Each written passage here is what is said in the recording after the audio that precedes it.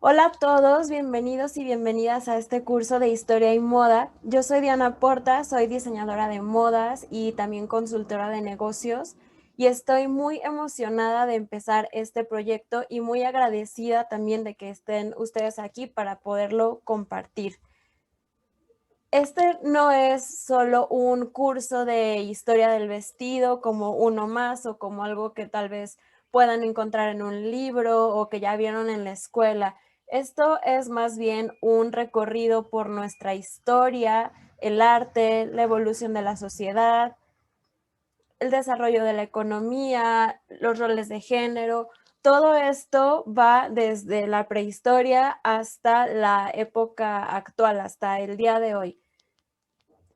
Y todo esto vamos a hacerlo teniendo la moda como hilo conductor. ¿Alguna vez se preguntaron qué relación tiene la guerra de Vietnam con el movimiento hippie? ¿O qué tiene que ver la tendencia punk con la crisis del petróleo de los años 70? ¿O sabían que las gabardinas y los abrigos fueron un instrumento esencial durante la Gran Guerra o la Primera Guerra Mundial? Todos y cada uno de nosotros hemos nacido en una realidad histórica determinada, regida por normas y valores concretos. Estudiar nuestra historia nos ayuda a desligarnos del pasado y ver en otras direcciones y empezar a advertir posibilidades que nuestros antepasados no pudieron imaginar o no quisieron que imagináramos. Los movimientos que pretenden cambiar el mundo suelen empezar escribiendo la historia. Con esto permiten que la gente vuelva a imaginar el futuro. Es como si tú vuelvas a escribir Blancanieves y puedes imaginar el final que quieras. Pues lo mismo es en el caso de la historia. Ya sea que queramos que los obreros organicen una huelga general, que las mujeres tomemos posesión de nuestro cuerpo o que las minorías oprimidas exijan derechos políticos, el primer paso es volver a narrar esa historia. La nueva historia explicará que nuestra situación actual no es natural, ni eterna, ni fija. Esta es la razón por la que los marxistas vuelven a contar la historia del capitalismo o por la que las feministas estudian la formación de sociedades patriarcales o por la que los afroamericanos conmemoran los horrores de la trata de esclavos. Su objetivo no es perpetuar el pasado, sino que nos libremos de él. Al final, la ropa es también una forma de penetrar en el corazón de la historia social. Es una buena indicación de la cultura material de esa sociedad. Sería de muy poco provecho aprender historia memorizando solo datos sin entender ni analizar las causas que llevaron a estos hechos, y la moda nos da un panorama visual de estos. De la misma forma, sería inútil estudiar moda simplemente asociando las prendas a la época en que se usaron sin entender lo que realmente representaron. Y lo más importante de todo esto es qué tiene que ver con nosotros o qué queremos o cómo queremos que sea la historia que nos toca escribir. Vivimos rodeados de tela. Nos envuelven en ella al nacer y nos cubren con ella cuando morimos.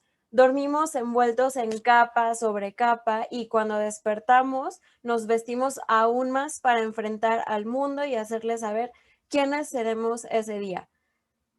Desde pelucas altísimas hasta escotes profundos, corsés ceñidos, hombros acolchados, la moda siempre ha sido un colorido reflejo de la cultura.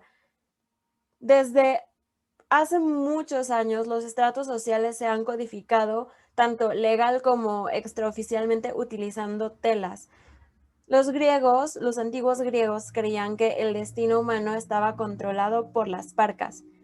Eran tres hermanas mitológicas que visitaban a todos los niños poco después de que nacían. Cloto era la más poderosa, tomaba su uso y lava el hilo de su vida. Láquesis medía cuidadosamente la longitud y luego Atropos lo cortaba, determinando el momento exacto de la muerte. ¿Recuerdan la escena de Hércules de Disney cuando muere Megara? Pues esto es lo que pensaban los griegos. Pensemos en nosotros mismos y en nuestra sociedad. Cuando hablamos de vidas que penden de un hilo o vidas que se entrelazan o el hilo rojo o nosotros que formamos parte del tejido social o perder el hilo, poner en tela de juicio, etcétera, etcétera, somos parte de una tradición que se remonta a muchos miles de años. Las palabras texto y textil comparten un ancestro común que es el latín texere o tejer, y de manera similar fábrica, que significa algo que se produce con destreza, dio a luz tanto a la tela, que de hecho en inglés es fabric, como a la fabricación. El lenguaje de los textiles es como el tic-tac de un reloj, o sea, una vez que te das cuenta, no puedes no escucharlo. La producción de telas y prendas de vestir siempre ha sido de gran importancia para la economía mundial y sus culturas. La tela le dio a la humanidad la capacidad de elegir su propio destino. Se cree que la confección de prendas históricas en las regiones templadas consumía más horas de trabajo que la fabricación de la cerámica y la producción de los alimentos juntas. Los textiles han permitido a los humanos vivir y viajar a través de una gran cantidad de regiones que sin ellos habría resultado demasiado frías para ser hospitalarias. La ropa formó parte de un conjunto de habilidades junto con hacer fuego y refugio que los humanos necesitaron para prosperar en diferentes regiones. Los arqueólogos, que son predominantemente hombres, dieron nombres de edades antiguas como hierro y bronce en lugar de cerámica o lino. Esto nos hace pensar que los objetos metálicos fueron la característica principal de estos tiempos, cuando a menudo son simplemente los más visibles y duraderos. La tecnología, las tecnologías que utilizan materiales perecederos como madera o textiles pudieron haber sido más fundamentales en la vida cotidiana de las personas que las vivieron, pero la evidencia de su existencia en mayor parte ha sido absorbida por la tierra. Debemos entonces referirnos tal vez a la edad del lino. La industria de la tela es más antigua que la cerámica o la metalurgia, o quizás incluso que la agricultura y la ganadería. La tela en realidad es la tecnología original. Los propios egipcios, por ejemplo. Para ellos el lino estaba impregnado de un significado poderosísimo, incluso mágico. El lino era lo que hacía sagradas a las momias. Dada su importancia en la vida egipcia, no debería sorprendernos que el lino también desempeñara un papel crucial en la muerte. Los textiles eran valiosos y representaban una parte importante de la riqueza de una persona. Envolver ayudó a preservar los cuerpos, pero este no parece haber sido su propósito principal. La forma especial y momiforme del Sa, con su tocado y máscara, se asociaba en el arte egipcio con lo divino. Los seres humanos fueron esculpidos usando lino en esta forma para ser imbuidos de divinidad. Y a medida que un cuerpo era embalsamado y envuelto, se estaba transfigurando en algo digno de veneración. Pasamos ahora con los vikingos. En el barco vikingo de Gokstad, construido en el 850 a.C., se encontraron jirones de tela blanca y roja de doble espesor. Eran los restos fantasmales de una vela de lana. Las velas permitieron a los vikingos llegar más lejos y viajar más rápido, abriendo mucho más el mundo. Debido a su habilidad como constructores de barcos y marineros, las vías fluviales se convirtieron en caminos en lugar de obstáculos. Se establecieron nuevas tierras y revitalizaron culturas importando nuevas formas de arte y costumbres. Los vikingos poblaron Islandia, Groenlandia, conquistaron Normandía, partes de Italia, también llegaron a Irlanda, Inglaterra, el Mar Negro e incluso a América 500 años antes que Cristóbal Colón. La historia está llena de viajes milagrosos logrados a los tramos de tela moldeados en forma de velas y los barcos que se balancean debajo de ellas. Durante los últimos 50.000 años. El hombre las ha utilizado para llegar hasta las islas más aisladas, esparcidas como cuentas perdidas sobre la superficie del mundo. Hacer estos textiles y particularmente las velas, que era un desafío, habría requerido más esfuerzo que hacer el barco en sí. Si bien se ha estimado que 2 carpinteros de barcos calificados necesitarían 2 semanas para hacer un bote, la creación de una vela requeriría 2 mujeres igualmente calificadas 1 año completo o más, según el tamaño del barco. Es extraño, teniendo en cuenta la fiereza angular de la imagen vikinga, recordar cuán cruciales eran los hilos de lana suave para su estilo de vida. Sin ellos, de hecho, los vikingos, no lo sé, habrían sido bastante diferentes. Sedas ricas y telas de lana cálidas, intercambiadas a través de redes comerciales como las rutas de la seda, facilitaron los intercambios culturales de ideas, técnicas artesanales y personas. El término las rutas de la seda fue acuñado en el siglo XIX por un geógrafo alemán. Esta forma plural, las rutas, es importante porque las carreteras eran una red en constante cambio de rutas terrestres transitadas que se extendían como plantas en busca de raíces en toda Asia Central. Se dice que Justiniano I, que gobernó el Imperio Bizantino, alentó a 2 monjes a sacar capullos de contrabando desde el este en sus viajes. Conociendo los castigos que esto conllevaba, la pareja escondió hábilmente su cargamento ilícito en bastones huecos. Independientemente de si esta historia tiene algo de verdad o es solo un mito, sabemos que una vez que la producción de seda se apoderó de Europa, pudieron desarrollarla y ser expertos. Este comercio, de hecho, significó que se desarrollaron métodos sofisticados de crédito y contabilidad. Hacer telas significaba ganar dinero. La riqueza creada por la producción y venta de textiles, de hecho, financió el Renacimiento italiano. La familia Medici, que participaba en la producción de lanas, se convirtió en la banca europea durante el siglo XV. En el siglo XIII, la lana era el producto básico por el que Inglaterra era más famosa. Era relativamente asequible, cómoda y se podía teñir en una multitud de colores. Inglaterra había estado enviando lana a Florencia desde hace casi 200 años y en el siglo XIII era la fuente más confiable de lana fina de la ciudad.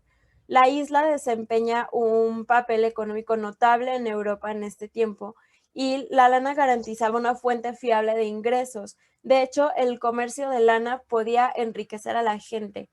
También era crucial desde el punto de vista financiero para los que se encontraban más abajo en el orden social, los propietarios y los arrendatarios más pequeños que no podían recaudar mucho dinero, podían pagar parte o la totalidad de sus rentas en lana. La lana fue el motor de las finanzas de Inglaterra y le dio un punto de apoyo o una palabra en los asuntos europeos más amplios. En 1364, el rey Eduardo III presentó el Woolsack, el gran asiento rojo relleno de lana reservado para el Lord Speaker en la Cámara de los Lores. Esto era un recordatorio explícito del papel crucial que desempeñaba la lana en la prosperidad de Inglaterra. Al día de hoy sigue siendo un lugar de honor. Corremos al siglo XVII. El encaje de lino blanco se origina a partir de semillas humildes sembradas en la tierra. Sin embargo, a la inversa, también es uno de los mejores ejemplos de una tela decorativa de lujo. No tiene otra función más que la de publicitar el estatus de la persona que lo lleva, así como el gusto y la riqueza. No proporciona calidez y es excepcionalmente delicado, es propenso a engancharse, rasgarse, ensuciarse, y sin embargo durante este periodo la sociedad europea, hombres y mujeres por igual, se consumían por el deseo de este lujo, esta frivolidad.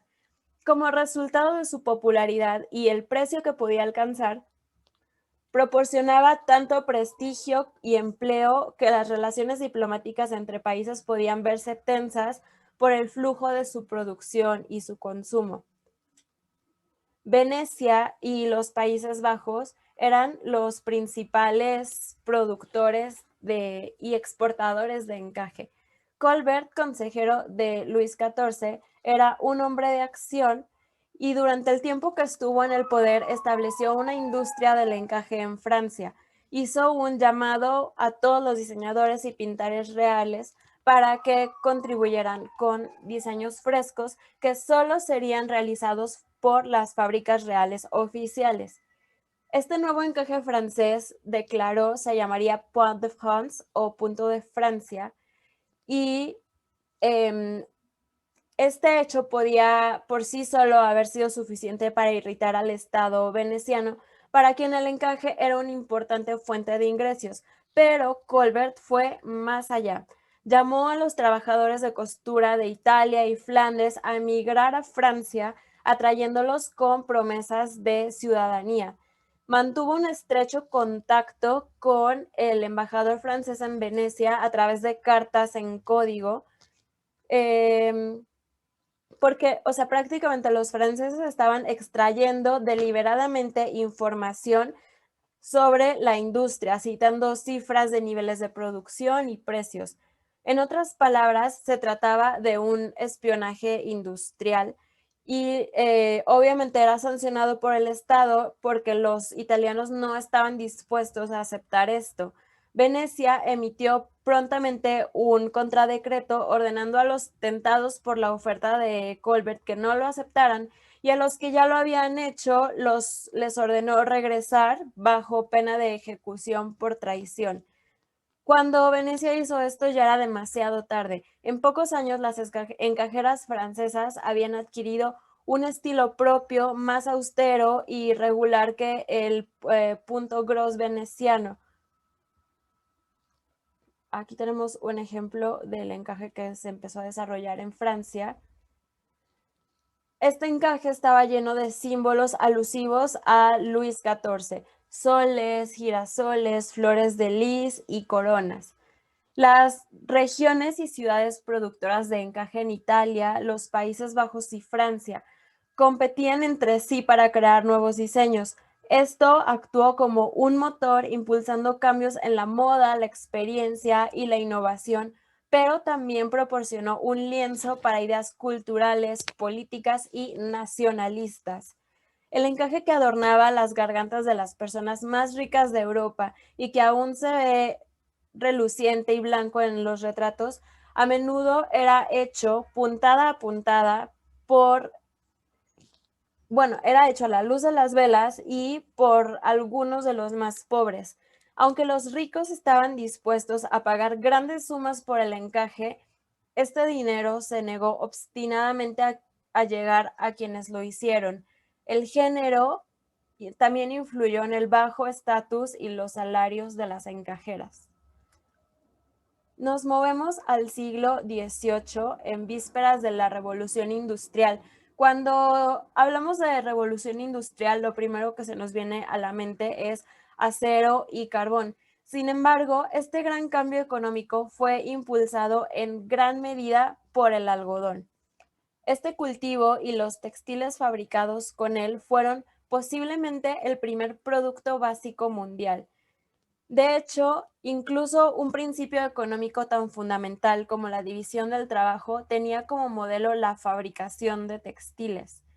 Casi un siglo antes de que Adam Smith conjurara su hipotética fábrica de alfileres, el economista William Petty escribió que la tela debe ser más barata cuando uno carda, otro hila, otro teje y otro urde, que cuando todas las operaciones son realizadas por la misma mano. Luego, en 1801, Joseph Marie Jacquard inventó un telar que hizo posible la producción en masa de textiles con patrones tejidos complejos, algo que anteriormente había requerido mucha habilidad, tiempo y experiencia para producirse. Su Jacquard Loom fue controlado o programado por trozos de cartón marcados con una serie de agujeros que determinaban el patrón. Mucho más tarde, estas tarjetas perforadas allanaron el camino para otro invento, la informática.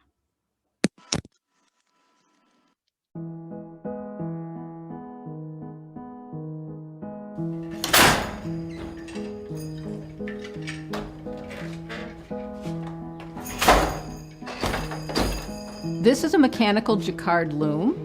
This technology was developed in France in 1803 by a weaver named Joseph Marie Jacquard. The key thing about this loom is that it controls every warp thread, the threads that go from the front to the back of the loom, individually. Because it can do that, the loom can create very complex, fancy patterns in the cloth more quickly and with greater accuracy than the technology available before this loom was developed. These cards are what carry the instructions that are read by the apparatus on the second floor that tells the loom what pattern to create. The holes in the cards are read by a series of pins up in the apparatus, and those holes tell the apparatus which threads down here should be raised for each pass of my shuttle across the warp.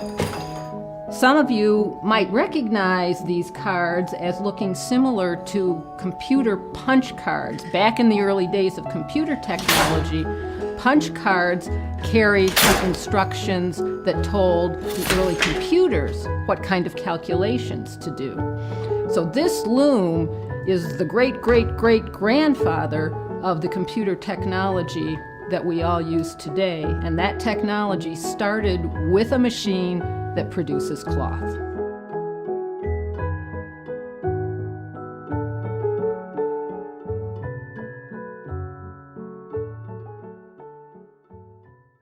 Los antropólogos piensan que la ropa desempeña dos funciones importantes en la sociedad humana. La primera es aparentar. El algodón es una elección de tela predeterminada y uno de los medios más comunes a través del cual expresamos materialmente nuestro estatus e identidad. Este fue también el caso de las personas llevadas de África a América para ser esclavas. Les dio un medio para recuperar algo de respeto por sí mismos e individualidad. El algodón, una de las piedras angulares del comercio de esclavos en el Atlántico, fue simultáneamente un medio a través del cual elaboraron y afirmaron las identidades. Sin brillo, en lugar de lustrar, la ropa de esclavo, tal como la adquirían y definían los blancos, demarcó visualmente su bajo estatus, o al menos esa era la intención. En la práctica, los esclavos no solo demostraron ser eminentemente capaces de obtener ropa teóricamente prohibida para ellos, sino también de labrar cuidadosa e intencionalmente una estética totalmente propia.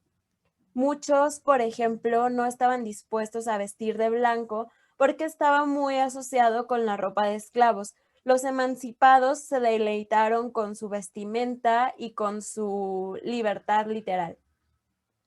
Aquellos que todavía estaban esclavizados gastaron una energía considerable para recolectar su propia ropa deseable. Algunos vinieron de los dueños porque se daban o prestaban desechos para ocasiones especiales, para recompensar a los favoritos o para distinguir a los esclavos de la casa de los peones del campo. El hecho de que tanto hombres y mujeres negros poseyeran y usaran buena ropa era una fuente de consternación para los blancos, porque esto alteraba su sentido del orden establecido de naturaleza y sociedad. Aunque a menudo se asume que las monedas utilizadas para comprar esclavos eran armas o metales preciosos, muchas más se cambiaron por telas de algodón. Nos pasamos ahora a Francia. Cuando Napoleón Bonaparte fue coronado emperador de Francia en 1804, usó prendas diseñadas para imponer e impresionar. Napoleón usó una técnica de satín y una capa roja de terciopelo bordada con abejas de oro y toda forrada con piel de armiño. La capa pesaba más de 36 kilos y necesitaba 4 hombres para cargarla. Este estilo tan elaborado y magnífico envió un mensaje al mundo. La República Francesa era ahora el grande y poderoso imperio francés. Durante la siguiente década, Francia se convertiría en el poder dominante de Europa y Occidente. Otro hecho en el que se usó la moda como declaración política sucedió en las Olimpiadas de México en 1968. En ese periodo había mucha tensión racial en Estados Unidos. Martin Luther King Jr. acababa de ser asesinado y estallaron disturbios en las ciudades. Tras ganar la carrera de los 200 metros en esos Juegos Olímpicos, los atletas afroamericanos Tommie Smith y John Carlos, medalla de oro y de bronce, alzaron su puño envuelto en un guante negro mientras comenzaba a sonar el himno nacional estadounidense. Ambos iban descalzos con calcetas negras representando la pobreza. Smith llevaba un pañuelo negro alrededor de su cuello para representar el orgullo negro y Carlos tenía su sudadera desabrochada como muestra de solidaridad con los obreros de los Estados Unidos. Cuando se marcharon del podio, fueron abucheados. Por su acción, Smith y Carlos fueron retirados del equipo olímpico y se les quitaron sus medallas.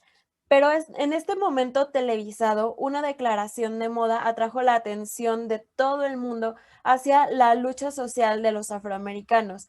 Esta demostración es considerada como una de las declaraciones más abiertamente políticas en la historia de los Juegos Olímpicos. A lo largo de este curso entenderemos la moda no solo como vestimenta, sino también como una tendencia de comportamiento, un reflejo de la cultura, un factor de influencia, un medio de comunicación y, como lo hemos visto, un hilo conductor.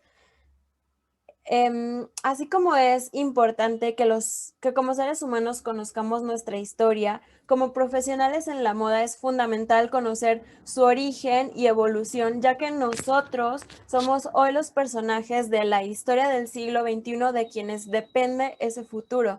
Conocer la importancia de la moda a lo largo de la historia nos ayuda a entender el por qué hoy es uno de los sectores que más influencia tiene en la sociedad contemporánea y a darnos cuenta del poder que nosotros tenemos de generar un cambio positivo a través de ella.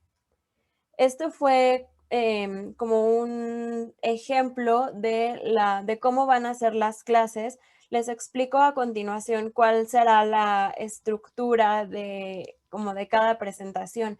Al inicio de cada siglo vamos a tener como una vista previa de todo lo que pasa en ese siglo, por ejemplo, en este caso es el siglo XVIII, y además en todo momento vamos a tener aquí presente de qué siglo estamos hablando, en qué país estamos, qué corriente artística corresponde a este tiempo y una línea del tiempo que nos va a ir guiando todo el tiempo para que no nos perdamos.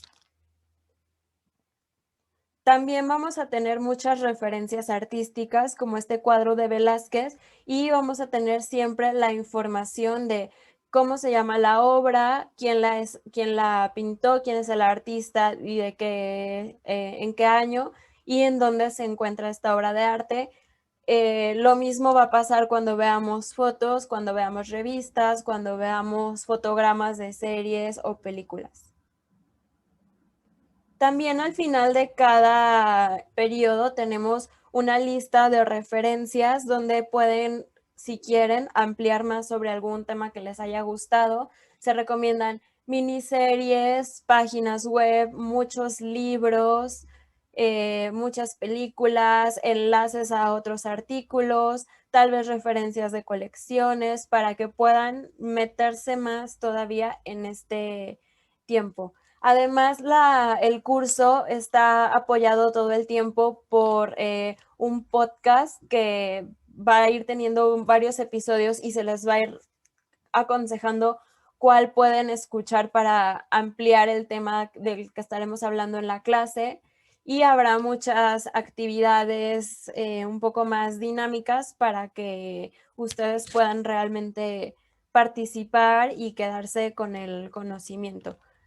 El curso consta de son aproximadamente 6 meses. Las clases se harán una vez a la semana y duran 1 hora y media. Puede que por algún tema una dure un poquito menos y otra más, porque tratamos siempre de terminar los temas.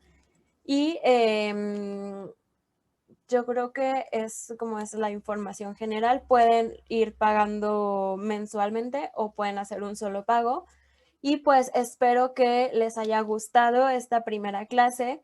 Si quieren seguir aprendiendo o quieren más información o quieren ver el temario completo, les dejo aquí abajo el link para que tengan esa información y puedan inscribirse al curso. Muchas gracias y espero verlos pronto. Adiós.